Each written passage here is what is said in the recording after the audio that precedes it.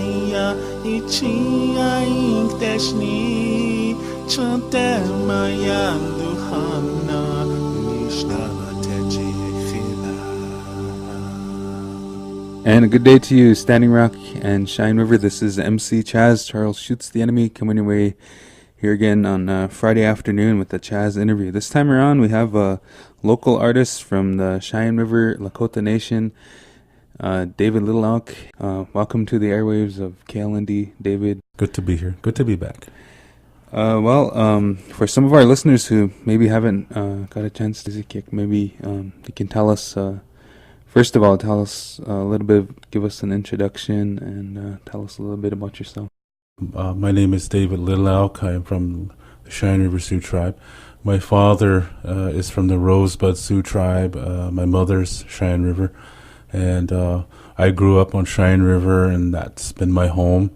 I basically started playing guitar like when I was 8 years old, and I taught myself how to play, and was trying to get my mom to get me a real guitar, but she never would do it. So I learned how to play Wipeout from the Ventures, and showed it to her. So that was serious enough for her. So she got me a real guitar. And then I, in band, I, was fortunate enough to have a music teacher who, I guess, saw something in me or something, and took me under her wing and taught me, some classical things. And she gave me my classical music education, and I learned how to play several instruments, and so a large part of my life was musical. There was another time in my life where my mother she was a Head Start teacher, and she went to a workshop and came back and had me listen to Chuck Berry records, and then that kind of decided, that's what I want to do, is play guitar and sing, and especially be a guitar player. And so I did a lot of guitar playing just in my bedroom, and never was really in any bands or anything, because I wasn't into the bar scene. Seems like that's where all the bands play, is in bars, and I didn't want to do that. So I would just play along to records, Aerosmith and Kiss, Cheap Trick, and then eventually Van Halen and Randy Rhoads when he was with Ozzy Osbourne and things like that. I really got into the heavy metal stuff. And I just started writing my songs, I don't know, maybe around 9-10 years old, and eventually I started, to get better at it. And it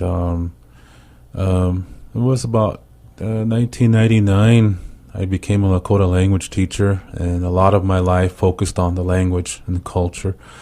And then at that point, I decided to do my music where half the songs in Lakota and the other half is in English. So it's like a Lakota language lesson. I sent it to some friends on the internet that I have, all over the world, and they really liked it. That was something they've never heard before.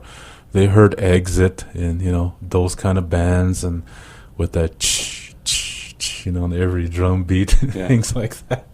But this was not like that, and it was something different. And there was not too many people doing that at the time, using their own language. I think Sharon Birch from the Diné Nation was probably the only one at that time doing that, exclusively her language. But there's a lot of people there that speak that language, so it's cool. But if we did something like that, I don't think there's enough listeners who can understand the language that good that would be able to understand the entire song. Especially the kind of music I do is more, younger generation. Well, not teenage, but like 20s and 30s, early 40s kind of thing. And we're the audience, like from Kiss and like that, and those kind of bands. And my guitar playing is very 80s heavy metal, Eddie Van Halen kind of solos. That's just the way I like to play. I've always liked to play like that. And so that was the deciding factor, that, well, if I'm going to have people listen to it, I would like them to know what I'm saying, so that's why I decided to have the first half in Lakota and then the second half in English, and have it be like a Lakota language lesson. I was a Lakota language teacher, so a lot of my energies were focused on the language. So I didn't record as much music as I normally have done in the past.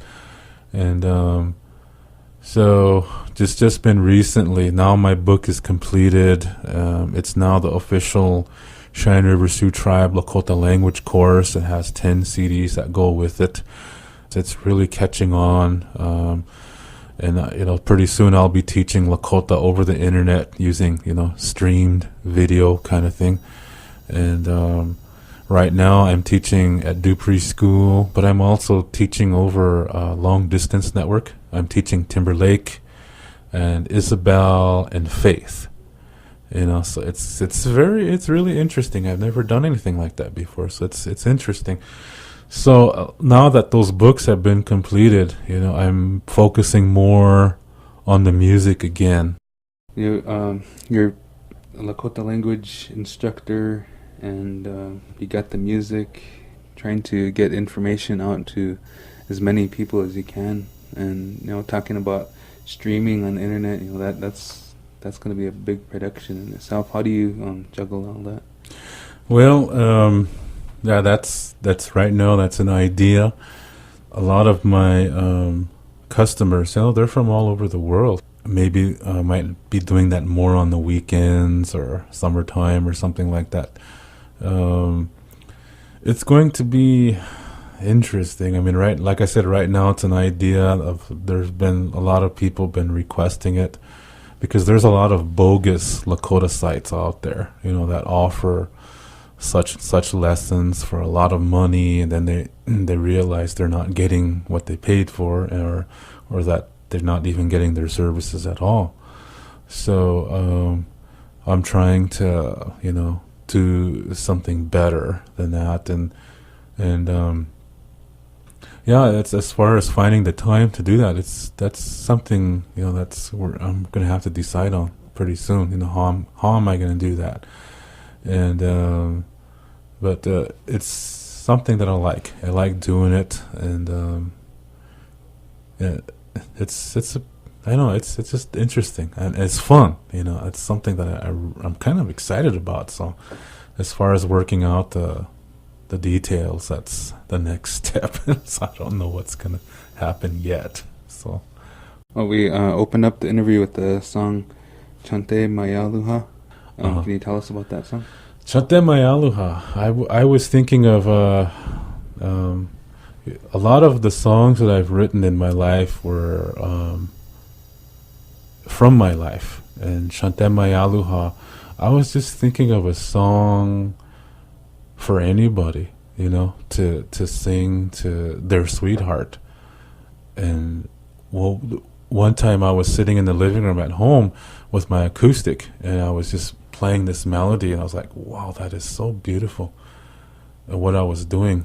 And I was like, man, if that could be a song. It's the chorus was what I was playing, and I really liked those chords and what the melody line was doing, and I thought, this has got to be the best love song I've ever written, And of course, I just wanted to put lines in there that would just really, just get to the point, just start out with saying the things that a lot of couples say, but just getting right into that, with that kiss you all night long kind of thing, and kind of stuff, yeah.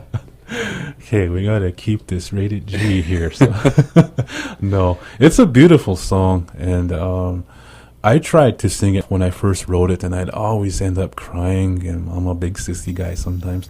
No, I didn't say nothing. But it was just pretty, and I could not finish singing the song all the way through. I just could not do it. I just could not do it while rehearsing. It just wasn't maybe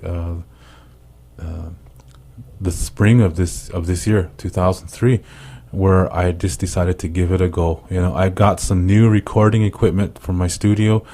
So I thought, okay, I need to get to know my equipment. So what I'm going to do is I'm going to record a song, just a test song.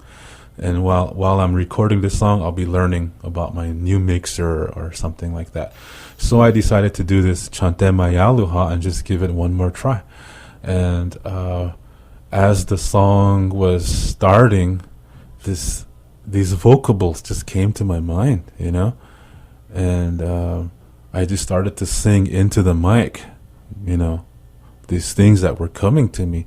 And then I started to sing the song. Now, when the part where the guitar solo comes, I just felt like singing vocables for the heck of it, just put some heas in there. And when I just did that for the heck of it, I was intended to erase that and put some guitar stuff there. Mm-hmm. And then when I listened to it back, I was like, gee, this kind of sounds interesting, So then I turned it into a MP3, and then I sent it over, I emailed it to some friends of mine, and they were like, geez, this is really nice, That's the information about that song anyway. So okay, cool. Mm-hmm. We're going to take a song break here and listen to I Am the Antidote. Okay. Can you tell us about that song? This one is from real life. In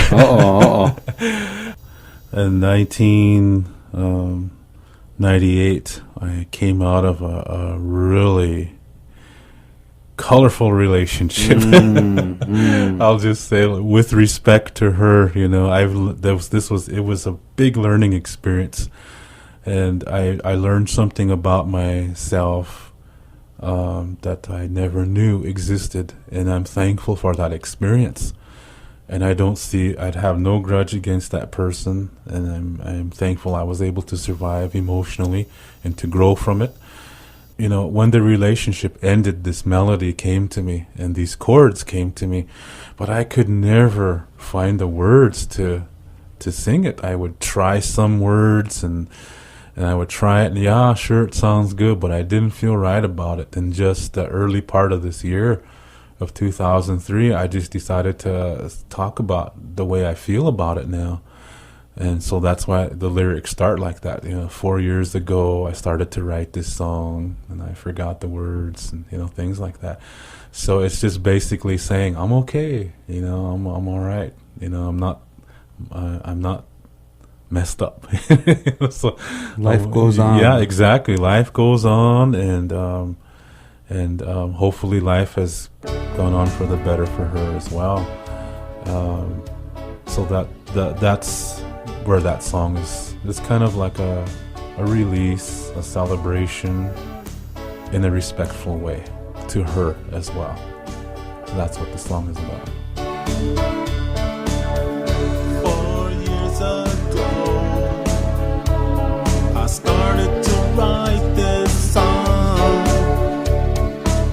I could not find the words, and today I have moved on. Whatever disease comes bothering me, I am the antidote. Good energy radiates from me. I am the antidote.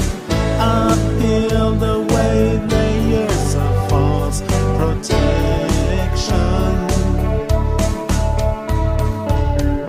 Now I know the way of truth.